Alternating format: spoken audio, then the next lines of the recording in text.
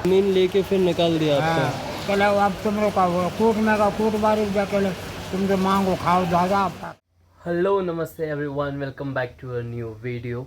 आज का वीडियो थोड़ा सा सीरियस टॉपिक के ऊपर होने वाला है। तो मैं ट्रैवल कर रहा था, हरिद्वार स्टेशन से कहीं मैं जा रहा था। तो हरिद्वार स्टेशन पे मुझे ये अंकल जी मिलते हैं जो ठीक मेरे बगल में आके बैठे थे, और मेरी इनसे थोड़ी सी कुछ बातें हुई। सबसे पहले आप प्लीज़ वो बातों को सुन लीजिए। तुमने नहीं भाई की जमीन में मर गई भाई भाई। तो ज़मीन लेके फिर निकाल दिया आपका। हाँ, चलो अब तुम लोग का वो कोर्ट में का कोर्ट बारी जाके तुम तो मांगो खाओ दादा आपका करने। चलो फिर जिंदगी हाओ मिलती थी भगवान का। माता जी अगर होती पत्नी अरे आपकी, फिर तो सब तब तो फिर एक हिम्मत रहती। हाँ बेटे का क्या नाम था आपका?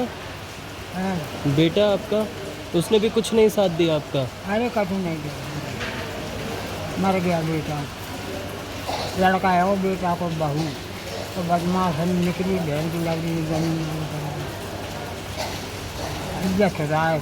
अब मैं तो मांग खाऊंगा तो भाई साहब थोड़ी जिंदगी मैंने करूँगा सरपंच मैं खुदा तुम्हारे बाप तुम्हें बुझे नहीं, तुम जैसा करो वैसा भरो।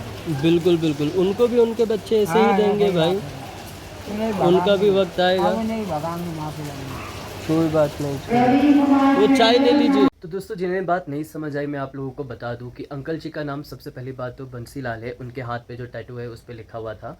और अंकल से मेरी बात हुई। अंकल ने मुझे कहा कि मेरी उम्र हो चुकी है और मुझे मेरे बहू और बेटों ने प्रॉपर्टी अपने नाम लिखवा करके मुझे अपने घर से निकाल दिया। और अंकल जी की धर्म पत्नी जी भी अब इस दुनिया में नहीं रही हैं, तो वो अकेले, उनका कोई सहारा नहीं है। अब वो किस हाल में यहाँ आके बैठे हैं, उन्होंने कितने दिनों से कुछ खाया नहीं है। काफ़ी शर्म के साथ उन्होंने मुझे कहा कि बेटा कुछ हो तो तुम दे दो, तुम कुछ खिला दो। मेरा दिल भर आया यार, ये क्या ज़माना आ गया है, किस मोड़ पे हम लोग आ चुके हैं।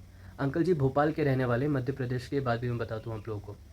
अब मेरे बस में जितना था, मैं जो कुछ भी कर सकता था, थोड़ा बहुत कुछ आर्थिक स्थिति उनकी ठीक करना, मदद कर देना, कुछ खिला पिला देना। और थोड़ी बहुत मेरी पहचाने में जानता हूँ आश्रम में, तो मैंने कहा अब आप भटकिए नहीं यहाँ से, आप आइए। मैं उन्हें लेकर के गया, एक आश्रम दिखाया, बताया मैंने, और उस दिशा में मैंने उन्हें छोड़ दिया क्योंकि मुझे भी निकलना था थोड़ा जल्दी ही। उनके पास मोबाइल फ़ोन भी नहीं, कुछ नहीं है, कोई संपर्क नहीं। मैंने पूछा कि गांव वालों ने आपका साथ दिया? उन्होंने कहा जब आपका अपना बेटा बहू आपके नहीं हुए हैं तो गांव वाले आपका क्या साथ देंगे? और मैं अगर केस भी लड़ना चाहूँ तो मैं कैसे लड़ूँ? मेरे बच्चों ने तो कह दिया जाओ कोर्ट में जाओ, लड़ो, केस लड़ो। अब मैं क्या करूँ, कहाँ से लड़ूँ, क्या करूँ? तो मैं भटक रहा हूँ बस, कोई भी ट्रेन में इधर उधर करते हुए आज यहाँ आके पहुँच गया हूँ। तो मेरी दरख्वास्त है सभी लोगों से, सारे बड़े बुज़ुर्ग, बच्चे जो भी मेरा ये वीडियो देख रहे हैं, थोड़ा सा रहमदिली रखिए दिल में। हमने कुछ दिन पहले ही एक केस सुना था, शायद केरला का एक केस था। एक बेटा और माँ के बीच में केस था। बेटे ने ही अपने माँ को केस में हराने के खिलाफ न जाने कितने वकील लगा रखे थे, और वो बेचारी माँ की क्या उम्मीद थी कि उसे बस महीने के कुछ 1500 2000 कुछ खर्चा पानी चाहिए था, ज़्यादा तो कुछ मांग नहीं रही थी, हमने न्यूज़ में देखा है। तो यही हाल आज मैंने अपना लाइव देखा। ये क्या हाल है, मतलब वो 4 वकील अपनी माँ के खिलाफ लगा रहा है, लेकिन 2000 महीने के देने में उसकी जान जा रही है।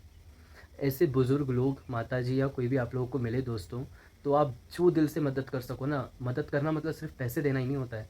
मैं कह रहा हूँ उन्हें सही दिशा दिखा दो, कुछ दे दो, जो भी कुछ कर सको यार, कुछ तो करो उनके लिए। लेकिन हाँ, इनका एक बेटा, एक बहू, एक बेटी नहीं हुए, लेकिन हम सब हैं उनके साथ, ये उन्हें भरोसा दिलाओ।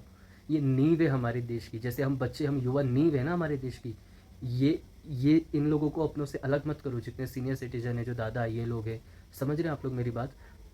मैं शायद उतना अच्छा वक्ता नहीं हूँ या मैं आपको समझा नहीं पा रहा हूँ, लेकिन आप इमोशन समझिए, मेन मुद्दा मेरे से वीडियो बनाने का समझिए, लोगों तक सतर्कता फैलाइए, मदद कीजिए। समझ रहे हैं आप लोग?